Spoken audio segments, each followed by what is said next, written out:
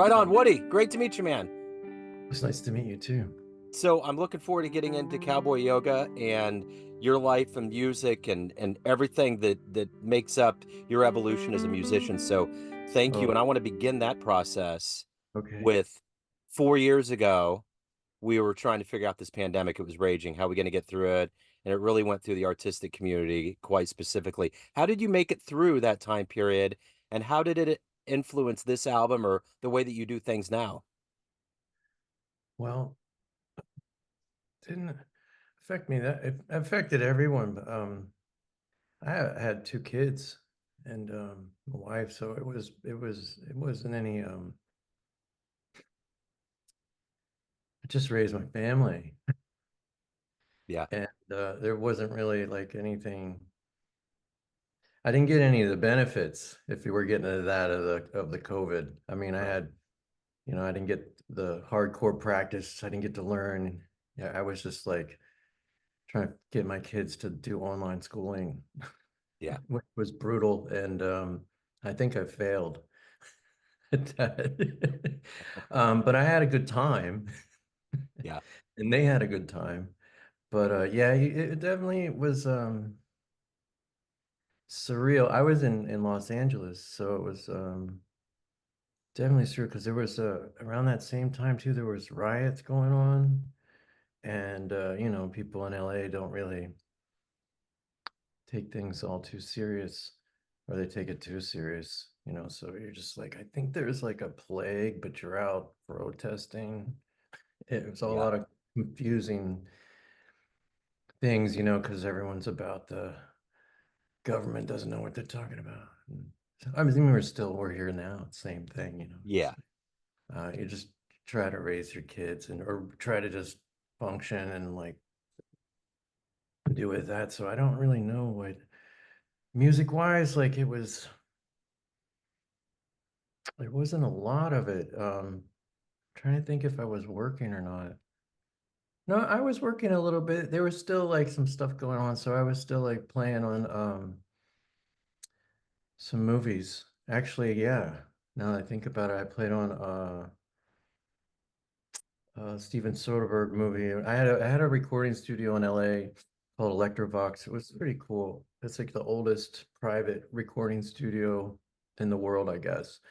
It's like Charlie Parker recorded there with like Slim and Slam in like 36 or whatever year that was, and in LA. And it was I kept it. I didn't keep it super old school, but it was pretty old school. I didn't put up the pictures. You know how there's always like the pictures Yeah. in this recording studio or in the clubs. It's like I was a very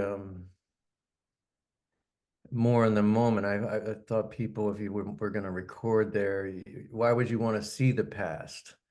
Yeah. Why wouldn't you want to be the present or the future?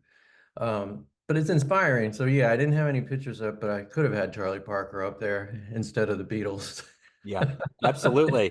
Well, and I'm coming out of Kansas City, so that's one of Oh, our native cool. sons. Yeah. So I get it. Yeah, I was getting like yeah, Nat King Cole Trio used to rehearse there. Mona Lisa was first demoed there, like Moon River was demoed there, Wow. Cini and Mercer, and it's a really cool place. And yeah, I was doing a Soderbergh movie called No Sudden Move. And that was the first time we record because I'm pretty, I don't want to say privileged, but I guess maybe privileged to that. I get to work on things that are still mostly live musicians recording in a room, Yeah. um, which is kind of where the magic is to me. Like, all the not just mistakes, but more of like decisions within people in time. Um, so that, yeah, so we're talking about COVID. Sorry, I'm kind of really off track here, but there's a point. We all wore masks, Yeah. and that was the first time I wore masks, and this was early on. So like I was wearing gloves, and all the guys like it was me and this drummer Jay Bellerose. Um, and we're all, that's like the time where everyone's really fucking paranoid. Mhm. Like, that was that whole thing of like wash your hands for 30 seconds shit before like it became like, no, it's in the air. And you're like, yeah, I watched the movie. Uh, and Yeah. so anyway, that was the first time where I was like, this isn't fun.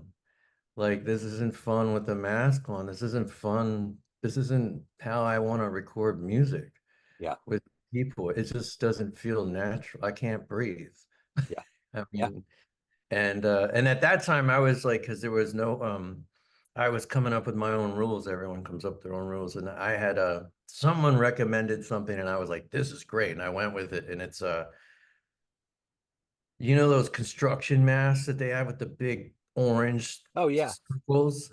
Yeah. Well, those are like 100 or whatever, you know, like those are like that's pure air. Yes. And so I'm wearing that. But you know, I'm not smart enough, or no one told me that only protects me. I breathe out and you get all my toxins. So I'm like sitting there, I look like, you know, I'm going underwater, you know, playing. And so that was the last thing. And then I think after that I moved to Tucson because it was just getting too much in LA, because there was riots like right in front of my studio. Yeah, Well, those ones, you know, the ones where they robbed the Mac store, you know, yeah. and burned Yeah. it down. Um, Luckily, my place was looked like an abandoned liquor store, so no one. I had cameras out there so I could watch, but no one broke in. And but it was sort of the final straw of like, man, this isn't cool to raise my kids here. Yeah. You Yeah. know, everybody's just anarchy and like, you know, yeah. I mean, police are bad, but we gotta have something. Yeah. I totally get it. So Cowboy Yoga, talk to me about this album. How did you artistically stitch this one together? Well, yeah, I don't. It's one of three that's gonna be coming out. So there's it's sort of a trilogy. Um, and I think after I had finished working on this video game, well, I've been working on video games for 10 years, and it was a really cool experience because it gets you I don't know, are you a musician? I You're a play the musician. drums a bit. I kind of keep music a mystery because I delve into so many things. So I want to feel it on a cerebral level. That's good. That's how I feel too, actually. Uh, but yeah, you kind of, I think maybe as I don't know, as a person, I find if I have a job, I work really hard and I'm very productive. And so the past 10 or 15 years I've had a job, you know, and so I just write a lot. And so I just was with Cowboy Yoga, it became, it wasn't initially that, it was initially a group of like 100 songs, 100 tracks, and concepts. And so I was coming up with a lot of concepts when I was writing this video game music. And everyone hates to hear this stuff, so I don't know if it's going to be too much, but I would come up with ways to make it not be boring, and come up with ways for musicians to not overplay. We all have a tendency to like overplay. There's something about silence that's uncomfortable for a lot of people. Um, but silent, and everyone, you know, we can talk the talk and say, yeah, silence is that's as good as the note, you know. And it's like, well, yeah, it is, but like, can you like not play Yeah. and use that? There's very few people that use silence. Um, and it's not that any their music's bad or anything. It just is a conversation. And in video game music and in certain music, you just want to like leave the space. There's like, you know, like I want to see like there's this really beautiful piano. I think his name's Herbert Hank. He always used some space. And um, you know, you can get into Bill Evans and different things. There was a space. And so, you know, I come up with these ideas and they'd work, which was cool. Because so when you're on a job, you have to kind of do things quick, you know, have Yeah. a problem, fix it quick, that kind of thing, and or you get fired, and so this all kind of stemmed from going in, you're like, oh, I wrote this beautiful melody, it's like, oh, and it's got space, and it's, oh, I can whistle it, and this is great. Write it out, and then you have your horn, I think, what was the first time? It was horns. Yeah, there was like 4 or 5 horns, and I'm like, all right, you play the melody, and they play it down, and then you just realize like, well, that's 45 seconds, and I need like 5 minutes, I go, okay, so how do I do this? So I started thinking of long tones. Um, which isn't anything new. I mean, I've come up with some new things, but with this internet and everybody on YouTube, it's very it's a great place to learn, but it's like, man, everybody's so knowledgeable, everybody knows everything. It's like, where is the mystery? Like you were saying with your music, where is the uh, I mean, I've been still trying to just play the right note and play in tune. And these cats are like doing shit that I'm like, what the, what, it used to be able to like really, used to be like, man, you have bad taste. You have to use, but now it's like, damn, that guy's pretty badass. So you kind of have to figure out what makes you happy. And I'm happy with what I'm doing. So when we're back to these long tones. So these guys, they play this thing and I go, how am I going to make this work? So, guy plays a note, and I look at him and I go, "You're going to be the leader," and like they're looking at me all confused, which you're looking at me confused too. So you go, "Are you going to play this? You're going to play this. You're going to cue this note," and then they're like, "Oh yeah, but it's in 4/4, and they got like these little beats, And I'm like, "No, there's no time. It's all like just oblivious." So he's like, "Oh, okay," and I'm like, "You're going to play this note," and then he plays, and I'm like, "You're going to cue it. Everybody's going to play this." Note or a derivative version of that note if you something here because you want to give them a little bit of space. Um, and then you're going to count to 22 or something, and then you're going to play the next note. And they're just looking at me like, man, you're wasting my time. Some of them are like, cool, I'm getting a paycheck, the other guys are like, oh, this is fucking composer bullshit, so anyway, they get to the end, which usually ends up being about 3 minutes, even if it's like about, I don't know, 16 bar melody. And they go, okay, cool. And I go, all right, so you're going to do that again. And they're like, okay, because everyone's used to overdubbing. I don't really like overdubbing, but in this case, I don't like too much of it. So this case, I go, are you going to do it again? So they do it again. And I go, all right, get to the end of that. I'm going to do it again. And they're just like, this happened the first time, it was like, not, I was just making it up, trying to figure out how am I going to fill this space.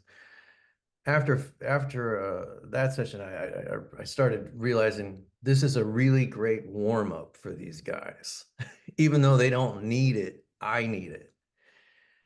So anyway, I'm having them do it again. They're kind of like irritated. Like I already warmed up, man. We're on the session. What's the notes? What are we doing here? And like I gotta play. Da, da, da, da, da, da, da, da, and you're like, yeah, it's not. It's.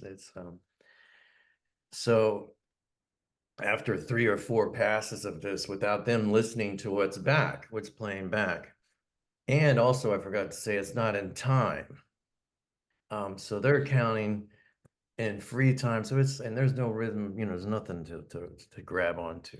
It's just these long tones, which is when anyone starts playing an instrument, that's what you're supposed to do, which you always avoid. But that's kind of the most beautiful, purest part of the instrument is to be able, if someone can play a long tone, it can move you. I mean, and it's my son is a brilliant piano player, and he took some lessons he takes lessons on piano and plays all this beautiful stuff that I can't play, and was taken from this really great teacher, which you really need a good teacher. Everybody thinks they can teach, but there's really only certain great teachers that can get in your mind. And even as piano, the woman's like, no, you have to play if it's at, let's just say generic shit like 120 BPM, or you have to play it half that, 60. No, let's do it. Let's do it even half. And then that's how you have to play the piece. And so you've interviewed so many musicians, and we talk the talk, but it's like if you can play that piece at that slow a pace, you are so inside that tune, man. It's here. Yeah. And so that was kind of where I was getting with these guys playing these long tones. I'm also trying to just benefit on what I know my strong points are. And so I'm getting these beautiful things. They kind of come in. So we're getting back to my convoluted story. Yeah. They come into the control room and they say, like, they look at me like some of the guys are my friends, so they don't like giving me too much shit. But new guys are just like this clown, you know. So then we play it back and see the whole time I'm listening to it, all four takes at the same time. And see, they're not even starting at the same time. They're not even, no, none of the notes are starting at the same time. And I mean, I'm sure there's a computer program. Actually, I know there is one where they turn that circle and the balls all bounce and Yeah. they play the notes and you go, oh, and it's all random. And this is sort of a controlled randomness. So I'm listening back to the four parts and sorry, I'm having some nicotine. I just woke up. Oh, you're good.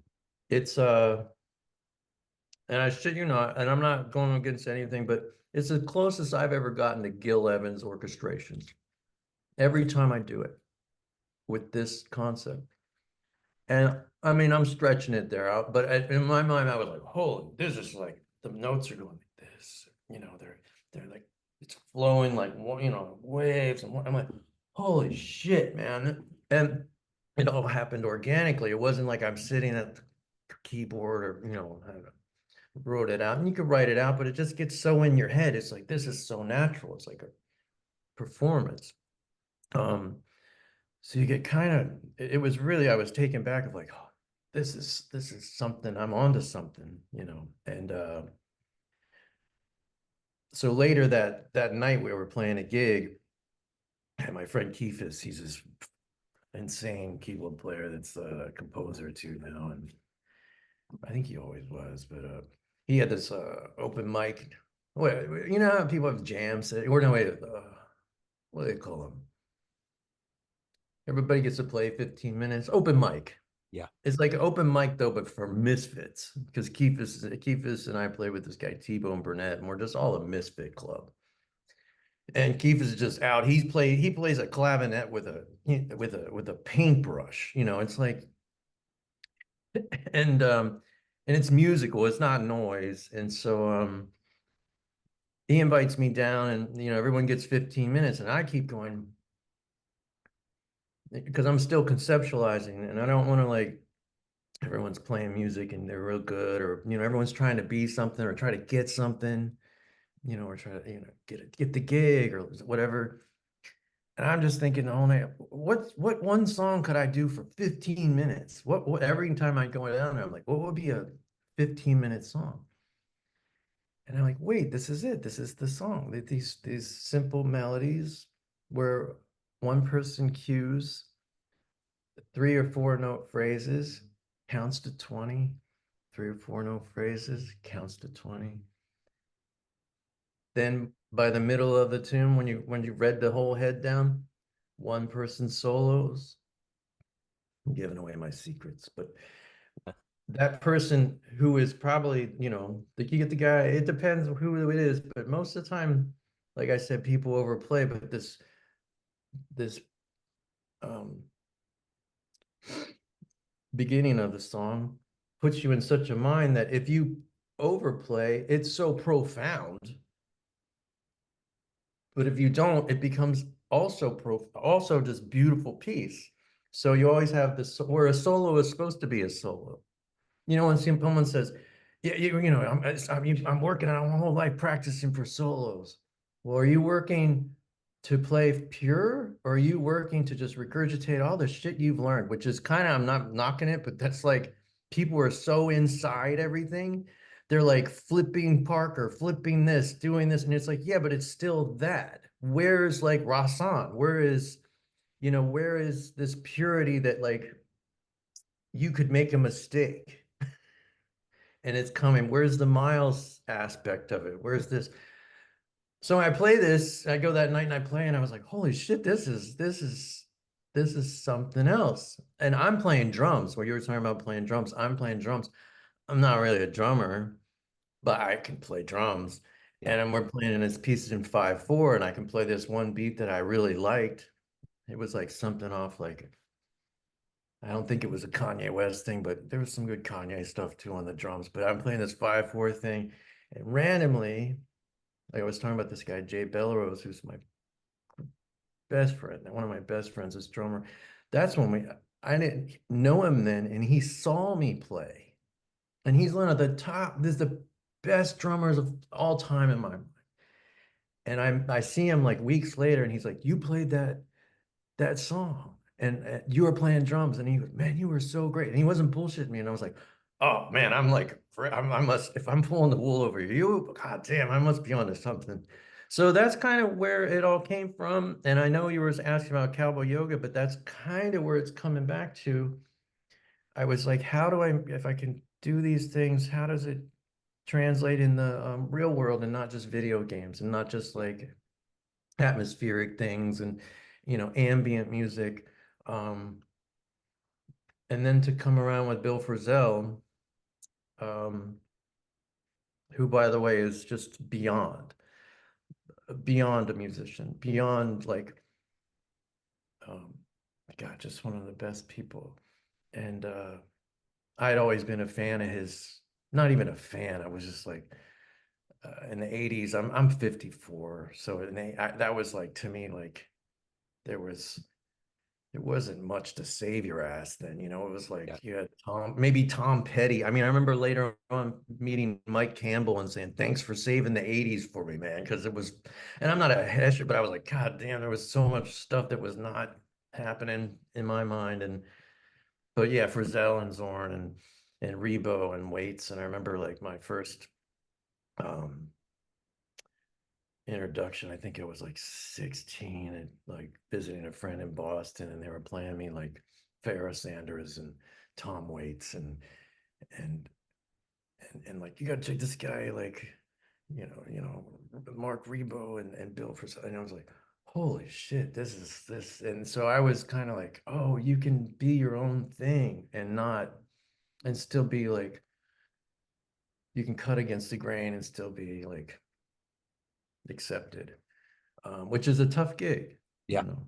Um, So if there's any way, I got an interview here. I had a half hour, but I want to talk to you more. I want to talk to you more about kind of the mm, evolution of your career and leading I'm up to sorry. this.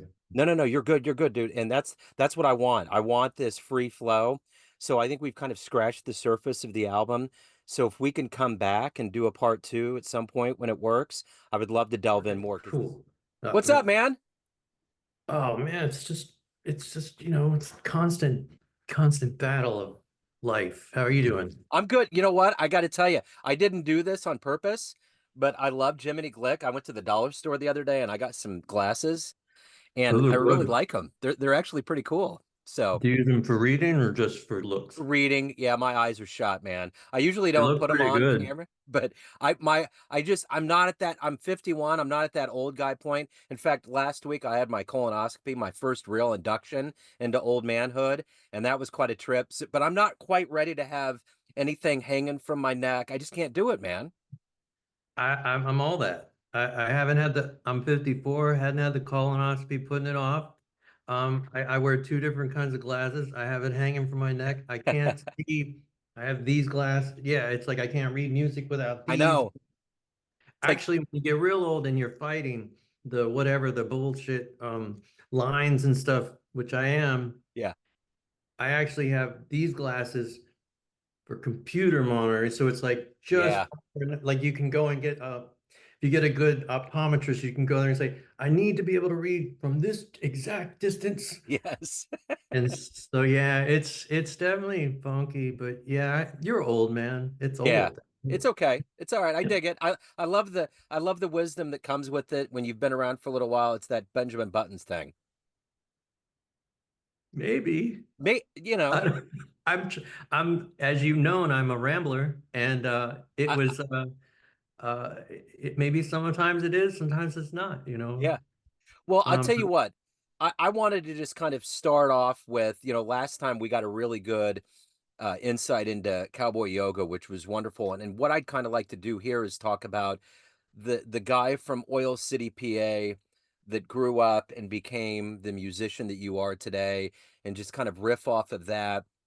I'll weave Okay. these together, and Okay. we'll have a good way for people out there to pick up your material. So it's great to catch back up with you. Thanks for taking a minute out. No, I appreciate you threw me through a loop when you said, I want to know everything about you. And then I'm like, I'm 50, man. I've done a lot of stuff. Yeah, you have. And none of it, not a lot of it's that important, but some of it is. But yeah, yeah, it's hard to put your whole this is your life Yeah. kind of thing going on. So We'll I'll try. s- yeah, we'll segment it out. So let's start off with Okay. Oil City and how you developed this love of music. How did this begin and kind of evolve? I, I was really great at sports. And well, I mean, I was born in Oil City, but then I grew up in York, Pennsylvania, which is about like 30 miles north of Baltimore. Um, so it was growing up there, um, I was really into sports as a kid. You're a kid, it's like 1980, yeah, and or 10. And I guess the point is that I got really good at golf. Okay. And to where I was like, I don't know, like not number one in the state or any of that stuff, but I was like my I was one summer, so I started playing guitar. My parents were divorced and I started playing guitar, and but I was also into and I could play by ear as a play piano and stuff and pick stuff out by ear. And I'm a bit I guess there's terms for it now. I'm like autistic. Um and so I have a trouble reading music where I can focus, but it gives me stress. And so I could just play by ear and I was just enjoying that. So anyway, I was playing golf and the pro from the golf country club took me under his wing and he ended up being he was Eisenhower's pro.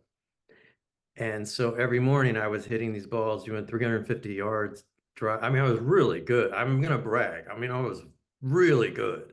Yeah. And I burn out. And I kind of, in the worst way, I was like, what can I do that will never end?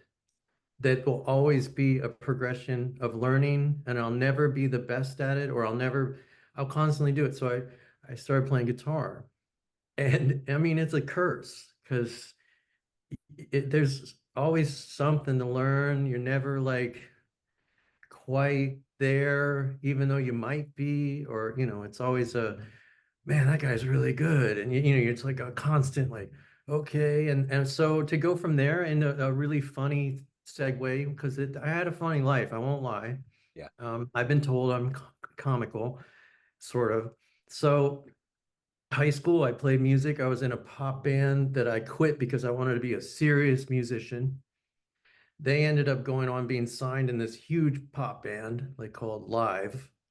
I was like the fifth Beatle, they called me later when I saw him. I was like, oh my God, egos are everywhere. It's music. So um yeah, I went to like I'm just gonna do music and I just kept plugging away and around I dropped out of high school and then my parents were divorced, so I moved to Virginia and my mom was a teacher or no, she was secretary at a Holy Roller Church. I won't say the name, still around. And I dropped out of school down there because everyone, you couldn't go anywhere because the whole school was surrounded by farms in South, it's Dinwiddie, Virginia. And all the kids, you know, 6, 17, all had beards. And they took off, I think, a month a year to do the crops. And I just couldn't relate. Yeah. And so I split. But my mom's like, you need to finish school. You need to finish school. And so this church had a school, so she enrolled me in the school, but I wasn't allowed to go to the church. And at the same time, though, I played in the church band. So if anyone knows about holy roller churches and stuff, they believe in a lot of things that are a little interesting. So I'm playing in the band, and the drummer has poison sumac or something, and so we all stand in a circle holding hands, and we're willing this guy's sumac away. And I'm realizing like this is bullshit, man. This is not gonna happen, you know. So I split on that. But anyway, so my mom made me go to school there. I wasn't allowed to go to the class, but she would bring these booklets home, and I'd have to do like 10 booklets a week. And the irony is at the end of 10, like 20 questions at the end of these booklets you're reading. It's a church. And so one of the answers was always Satan. Yeah. And so I did 50 of these books, and then I graduated. Here's where it gets interesting. I also don't read music that well. I read a lot better now. And this was around 87. Yeah. And my uncle was in the military in the Navy, or in the Navy. He was a recruiter, and said you should play in the Navy band. And I was like, I love big band music. My step grandfather was I think he was like second or third trumpet in Glenn Miller's band. It was a whole cool, like I don't know if it was a time period, but I just loved jazz. You just love like I love just chunking away. And I was in the jazz band in high school in York, and I was really good at it. And I just loved the team. Just playing music was like a way of getting. It's the only reason I graduated, to get through school. Yeah. Just a community. Even though I was in the marching band, and I play all different instruments. When someone didn't show up, I would play the instrument, and it just was fun. It was like the fun thing. So I go, yeah, I want to join the Navy band. So I go down to Annapolis and meet for my audition, and I meet the guys, and they're all wearing jumpsuits. I'm like, this is it. You don't even have to wear a uniform. They're just wearing like zip ups. And they're like, yeah. And so I go into audition, and they put the music in front, and it's Bon Jovi. And they're like, here's the guitar solo. And I'm not a purist, or I have, when you're a kid younger, you have like tunnel vision. I'm really open-minded now. But I was like, fuck that. I don't even like this fucking music, man. It's like, and when I walk in, I walk past the big band. They're all playing. And I'm like, I look at the music, I'm like, and it's his solo, it's like his solo, one of the solo, one of the Bon Jovi solos, like Tweedles and shit.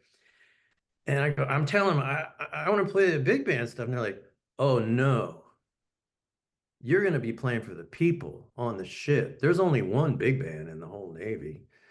And you're like, okay. And so the irony, not even the irony, what do they say? The catch. I already enlisted because I figured this is a shoe-in. I already enlisted. They said, what do you want to be if you're not a musician? Oh, what do you mean? What do I want to be? I go, and I'm what's the most highest paying job? And they're like, submarine, pushing the button, nuke stuff. I'm like, yeah, I'll take that. And so I do all this. I get to the audition. I fail horribly, beyond.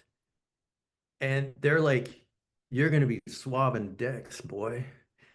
And it was, as a musician, it's devastating to Yeah. be like, okay, and to be like in the military, which is like the furthest away from being a musician. Because at that time, it was like, and you like jazz music, and this is the jazz thing, but at the time, it was like REM and all, indie rock. And it was all just like, I would go see the Smiths and the Cure and, AC/DC, but I would also go see like, um, some like Maynard Ferguson. It's different, just like a bit hokey, but still like high caliber stuff.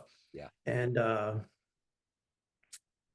didn't know what to do. So I'm like in tears driving back with my dad, and he's just, a full man's man, like, you know, and he was no help.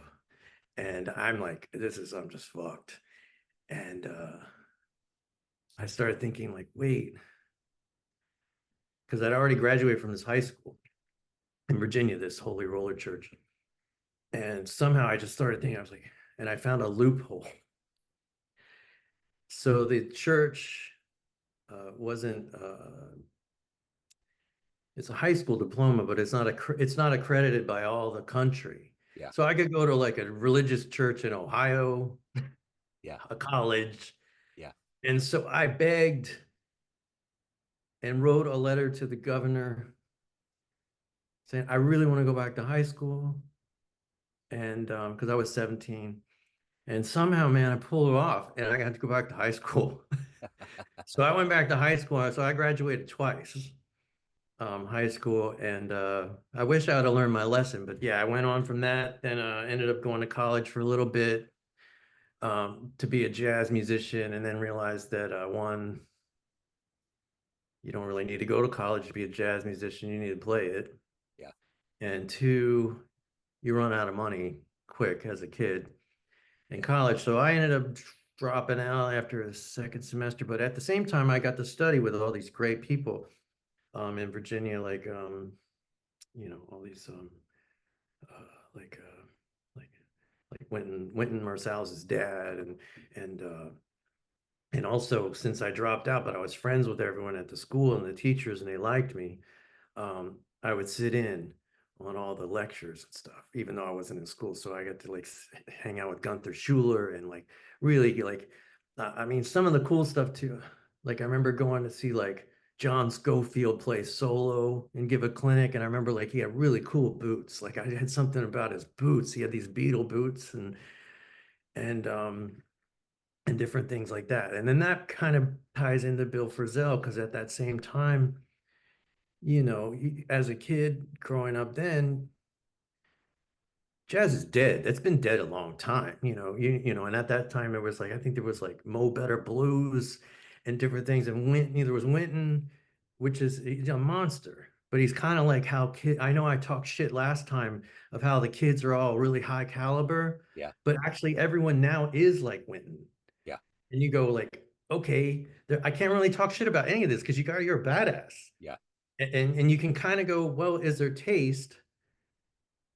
And I thought about it since the last time. And I don't want anyone to knock me down because I can be knocked down in a second. Yeah. But there's something about now everyone is such a musicologist and can play everything verbatim. And I said this before, but it's like there's no like struggle. There's no soul. The soul's there, but it's someone else's soul. I don't know how they've cloned it. They've learned how to clone people's souls and you go, that's fucking great. And I'm practicing. I learned a lot this past year. I'm like, holy shit, that's how you did that? I didn't know. Because you can see someone do it. You're like, oh my God. Okay. And then there's still like, people like Julian Lage or something like that, that are just another level of like prodigy that you go, I'll just enjoy this music. Yeah. No Yeah. reason to like, that's cool, so as a kid, you kind of wanted to be different, and like where you like different stuff, and I like kind of alternative music. And I remember at the time, and I was really heavily into like because my grandfather was this musician with all these old guys, and you just really get into like Mancini, and I got into arrangements, and in college, like I got into 4-part writing, and and then something in class happened where like because when you're studying school, everything's there are rules. And so in 4-part harmony, you have these things. And then there would be a note that was outside of the rule. And I go, and it was cool because you could ask a question. And as long as you could,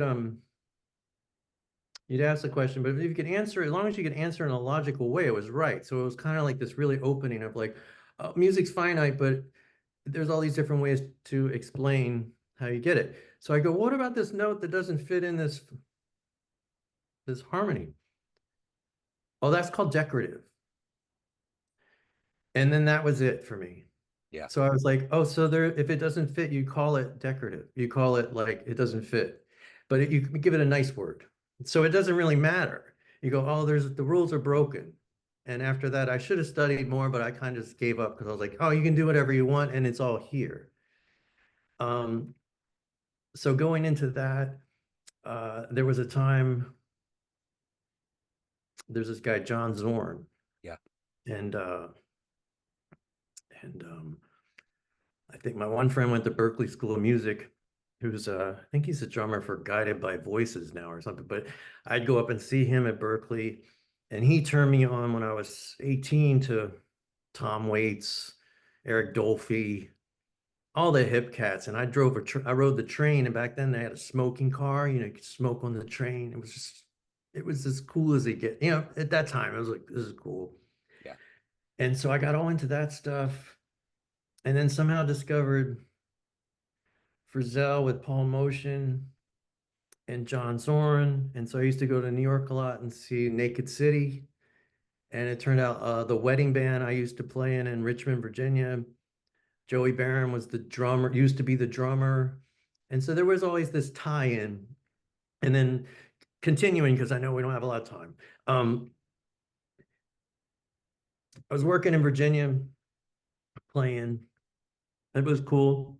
Drinking a case of beer a week, sitting on the porch, teaching kids music, playing jazz on the week, playing the gig, wedding bands, and really like I'm a musician. And at that time, I was in a band on SST, this punk rock label Yeah. called Hotel X, and we was uh, sort of Fela funk jazz band where I just picked up a saxophone and played, even though I never played it before. Yeah. And you just start learning you can will things out of stuff. And you play by rote, and I play guitar and saxophone. It was loud funk rock, and people liked it. So I was doing that, and coming to New York and seeing like real stuff, like you don't want to say cutting edge, but you have like artists, you have people doing music, and it was like a new thing. Yeah. And but they're also really good. And at that same time, playing in Virginia, I played with a guy named Charles Gale, who was like a street homeless musician in New York, but free. So I remember playing with him and him saying, like the guys I played with him are like, when you're in school, everybody's so cocky, kind of like now. Like if you go and play a gig, there's like guys in the audience just like, like, oh, you played that wrong or this, that. And Yeah. so the musicians with this guy, like, oh, you can't play giant steps. And this guy, Charles Gale, is like a big old guy. He's like, you want to eat giant steps, you motherfucker? And he just ripped it. And it was like, it was just like, yeah, you still had to prove yourself. Yeah. And he was just watch my feet. And then I was like, that opened me up to a lot of concepts. You go, music doesn't have to be all this stuff. It can be just conceptual. Yeah. And it can go over the top too with circles and lines and all that stuff. And you can be cue cards and things like that.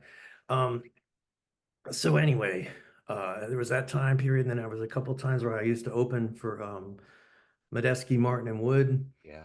and that turned me on to like that is great music.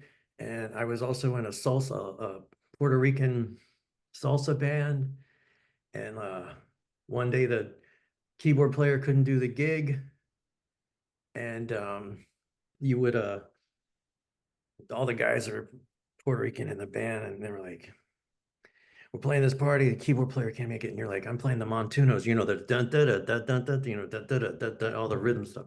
Yeah. And they're like, yeah, if they stop dancing, it's you fucked up. And so it was like I passed the test, and you're like, okay, cool. So you kind of get beat into it, like you're nervous, but you have to kind of come out of it. So in the end, I ended up getting disillusioned there too, because you're like, well, there's no money in jazz and it's dead, Yeah. and you're just playing stuff. And I was playing, I was a really great. This sounds cheesy, but there was a really great pizza restaurant that I played on Sundays that had it was a trio, and we just did like standards, and there was a two different singers. One guy sounded just like Chet Baker, Yeah. plays, and we would play these songs. And I know even back then, as in the late 80s, like people would come up, well, why are you playing all this old music? This is not relative to this time period. And I'm thinking now that's like 30 years ago. Yeah. and people are still playing. But these songs are beautiful and they mean something. So then I ended up playing with Weirdly in a band called the Useless Playboys, which was like a jump blues swing band Yeah. with a 6'8" bald singer. And we toured with opening for Reverend Horn. We toured the whole country. I kind of quit everything and was like, I want to go to a big city. Yeah. And so we toured. And after about a year of that, I ended up relocating to LA. The funny thing too is that you probably don't know this, or some people might know, is that that 6'8" bald singer is this guy named Puddles the Clown, who's like an internet Yeah. thing now. Yeah. But he did the same thing, the same songs that we played with him. He just didn't have the clown thing on. Yeah. And he's a great singer, so it's nothing like that. But so I ended up, to jump ahead quick, yeah, I ended up in LA and just scared shitless. Um, I shouldn't have in high school, you have to take languages. I didn't, when I had Spanish class, it was like, do you want to take the test? No, I'm going to play guitar for a living. I don't need to know how to speak Spanish. And so I'm in LA. I can't even get a job at, 7-Eleven. Yeah. I don't speak Spanish. And somehow this gets into, I guess, the professional part of it. Somehow I got a job at a store called McCabe's Guitar Shop in Santa Monica. And I got to work there. And around that same time, too, I was in another band on Sub Pop. And the store was really great because they would let you tour and come back and have your job still. So I worked there and taught guitar there, but they also would have shows in the back and you could work the shows. A lot of it's been around since the 60s. So a lot of old timers and like folk stuff, but also jazz stuff. I Yeah. remember even working like, and that's kind of when I saw Bill Frisell was playing with like Keltner. And I'm talking a lot now, but I'm kind of like the guy that stays out of the way. So you're setting up the chairs, and it's like the other guys working there doing the hipster handshake with Keltner and stuff, and I'm like, yo, that's Keltner, man. You don't mess around. And so I didn't really even say hi to any of these people because you're just like, yeah, I'm just here doing a job. I'm here to watch music, and so I never really said hi to Bill. I was always a fan, and I appreciated like everything he's done. He's just so definitive. So to jump ahead back really into cowboy yoga, just to get really, because I took some notes. Yeah. And you said something really great because you asked, because at first I thought it was a little trite because you said like, what happened during COVID? Right. And you're like, it seems so long ago, but now I thought about it. Yeah. Everything went away. Right. Like, but like I was at that time, and we'll jump really ahead because I got really lucky. Everyone needs to know this. There's talent and you can work your ass off, and I don't want to, I'll say a percent. I want to say it's 80%, maybe higher luck. Right. Not even just right place, right time, just luck. And so if you're around stuff in LA, luck happens a little more, Yeah. or not. And so I got lucky and I started working in the film business and playing music and being a ghostwriter for a lot of big movies, getting to know it, and then got lucky and started and got asked to be the composer for all the Rockstars games. Again, I knew all the musicians, but I also was excited because that situation was I got to use only live musicians. I didn't do a computer. I used a computer, but it was like I got to do like weeks and weeks of recordings with different people, like and come up with my own concepts and having and things like that. So we're getting around to that. I had this recording studio. It was like I would think I told you it was like 1938 or something. It was started. Yeah. All these great jazz musicians recorded there. Slim and Slam, like just so many. It's just vibing, like Tex Ritter show was done there. Nat King Cole Trio used to rehearse there. Yeah. Like Mona Lisa was first demoed there. It was just vibing. Somehow I took it over and I bought the building. And at the time when I was composing, I had a lot of friends that are big producers and different things. And somehow the studio started getting blowing up because I have old stuff and it works and it was a great vibe. And so 10 years of that, I was getting like again, like I said, I'm really focused in jazz, but I'll just do whatever, I like music. And so it was really ironic. There was like Lady Gaga's record and Adele and all these huge records. And you go, oh, it was cool. It was cool to have the validation and to Yep. be able to hire assistants to work. Yep. But at the end of that, right before COVID, I mean, I was literally working at my house because the studio is booked 300 days a year. Um, COVID happens, it all goes away. Yeah. I just shut it down. My assistants got paid, that whole stipend thing or whatever it was. Yeah. Um, you're at home with the kids, there's no work, and you kind of have a lot of time to think. I mean, I was taking care of my kids, but you do have a lot of time to think about what am I doing? Where am I in life? And that's when I started going like, wait, I kind of got sidetracked from, but it was good to have a job Sure. for 20, 15 years. And so I kind of was like, well, what was I doing back? And I started finding all my old charts. Yep. And I'm like, oh yeah. And then I was like thinking all like, and we talked about my concepts, and I was like, man, I wonder if this will work in the real, like, and I play out, but not as much as all these other jazz guys.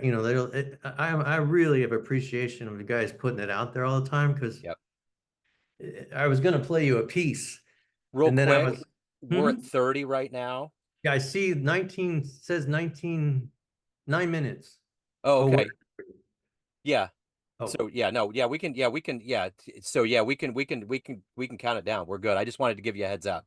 I appreciate What it. Red's at? Yeah. So yeah, everything just went. I mean, I closed the studio. Luckily, I own the building. I ended up moving to Tucson. I sold my building. I kept everything as a pipe. I still have so much equipment, so many instruments. Um, moved to Tucson, was like when COVID kind of cleared up, I went back and recorded with my friends to test this all out with I don't know, the Jay and just all my buddies from LA. Yeah. And it was jazzy, pretty jazzy. Yeah. And then you go, wow, this is really cool. I can drive around town and listen to all music. I mean, that's kind of what music's for. But then I realized like this isn't doing anything contributing to the world. It's contributing, but it's like, oh, this is cool. And it just came to me. I was like, well, I reach out to Frizzell because I actually, right before COVID, I would produced a record by the Hayden triplets. I've worked with all the Haydens. I played with Charlie once. I got lucky, but I played with all the Hayden triplets throughout their thing, and I played with Josh and I was producing the last Hayden triplets record, which was uh, country music. But their family actually, Charlie came from what do you call it? They had a radio show in the 30s. It Yeah. was like Ozark and all this stuff, but they had written all these songs that only been recorded on the radio. And so I had all the songs, and so we were re-recording the songs with the triplets, and it was going with the family. It was a really beautiful thing, and I asked, and Bill and Greg Leese came in, and Don Was played on all these great people. It was just really, it was a great project. Yeah. I mean, I'm really good at doing these beautiful pieces that don't take off, but but I feel good about it. So Yeah. the tour is booked. The record comes out. The tour is booked. I mean, we're literally playing like Willie Nelson's thing, and you're getting the ring sized for having like and COVID.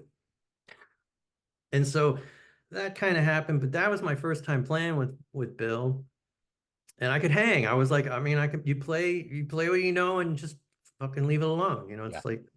And even with Charlie Hayden, I played Carter family songs, so it wasn't like I wasn't being judged. It was like it was just me and Charlie and the girls, and it's like, fuck, that's good enough for me, man. So, um, anyway, I do the jazz records. I write really fast, so it was like 40 tracks or something like that. And I'm thinking like, oh, this isn't what I want to do either. I don't want to be like a jazz, like straight ahead jazz guy. So I reached out to Bill, and because we've texted over the years, and he was down, and I like to make things convenient, and so I flew out to New York, a year or so ago, and flew Jay Belrose and his wife to play. And the thing about it, we didn't get into, but I brought this guitar, Yeah. which is Bob Bain's guitar. This is the guitar that was on Peter Gunn, the Pink Panther, all the Mancini stuff, Wow. Yeah. and goes on and on, And this is Bonanza. This is his only electric guitar besides this other one. His whole career, basically. Yeah. And I got real lucky because I ended up buying a lot of his stuff before he died, and then his family sold me. Well, actually, my wife got me this for COVID Yeah. on my 50th birthday Right instead on. of like a Maserati or whatever. Yeah. And so anyway, I flew out to New York with this. And that sounds really pretentious, but this sat in the seat next to me. Nice. You And should. and so we go and record, and every morning, or when I get in there, Bill would come and he goes, "Do you have the guitar?" And I'd hand him the guitar, and he'd play this. I would play another guitar, and that's kind of how I mean, I did. This is actually one record of three, Yeah. and so because I did so many songs, you kind of try to like. I always hate. I don't want to say hate, but like you hear a great record or somebody's record, and then like it's beautiful, and then all of a sudden there's like shit falling down the steps Yeah. and it takes you out. So I was kind of like, I don't want to do that. I don't want to prove like, oh, I can do it all. I just wanted like a good vibe. And so the cowboy yoga thing was more like a good vibe. Yeah. I love it. I love it. We went around the world in two interviews. So if Okay. anyone wants to pick this up physically in the proper It's way that would benefit you, where do they it's go? anywhere. It's on the internet and on my website. There's vinyl and for this and there's actually I have a fan that I reached out to of Red Dead Redemption, this game I did the music for, and he's this on Instagram, and he has beautiful, cool drawings with ironic sayings, bubbles. And I said, hey, would you be into like collaborating with your character? And have you ever done animation? He goes, no, I haven't done animation. And so he's doing animation to all the songs because, as you know, instrumental music, there's no words, people like, Yeah. and so it's still ongoing. So there's still like the songs are going to have some stories of, because I had about 40 animals in Tucson, and we're having like, I had one chicken that had a wing taken off by a bobcat, and so we have these little animations for something to do. I really like working with visual media, Sure. so. Right And on. I don't play out a lot. Yeah. So it's not like I can go and, here's what I got, kind of Yeah. thing. But Right on. Woody, thank you, man. Thank you for your story. Thank you for talking about the projects. I apologize for the COVID seeming trite.